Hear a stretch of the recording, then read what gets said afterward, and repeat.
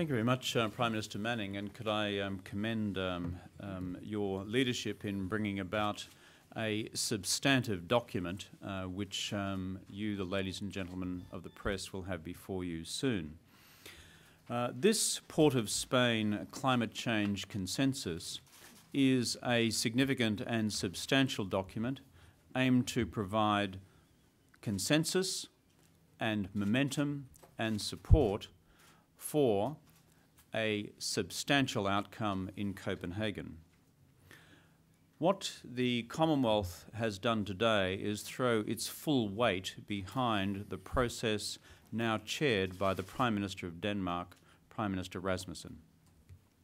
As Prime Minister Manning has said before, the officials level process has in recent months reached something of an impasse.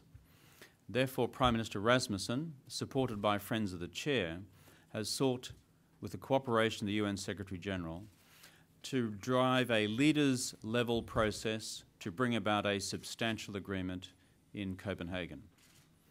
What the Commonwealth of Nations has done today is throw its full weight behind Prime Minister Rasmussen's efforts. The Commonwealth, as Prime Minister Manning has just indicated, represents 1/3 of humankind. It represents some of the largest countries in the world and some of the smallest, some of the richest, some of the poorest, and something approaching almost 1/3 of the total number of states who represent the participating states in the Conference of the Parties.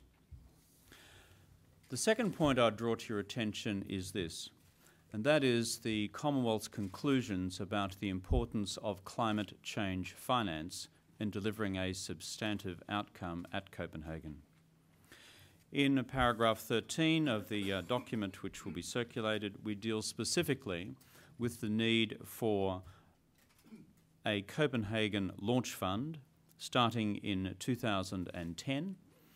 This fund builds substantially on a proposal which has been advanced by the British Prime Minister Gordon Brown and has been embraced by Commonwealth nations today. Specifically, it seeks to provide immediate financial support to the small island states, the most vulnerable states around the world today, as they deal with the immediate challenges of adaptation and mitigation in the face of climate change.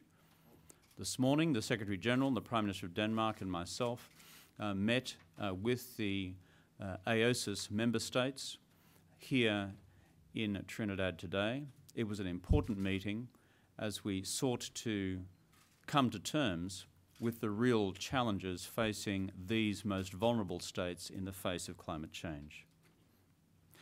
The last point I would make is this. What we are seeking to do at Copenhagen is to bring about a comprehensive, substantial, operationally binding agreement. As the Prime Minister of Denmark has repeatedly said, one agreement in 2 steps. The first step is the one which we have just described, and one which then leads to a full legally binding document during the course of 2010. Can I conclude by commending the strong support that the United Nations Secretary-General has provided to this process, again by his presence here today at this meeting of the Commonwealth of Nations. Thank Prime Minister Rasmussen for travelling from Copenhagen to be with us here, and of course your chairmanship, Prime Minister Manning, in bringing about this most important Port of Spain climate change consensus, the Commonwealth Climate Change Declaration of 2009.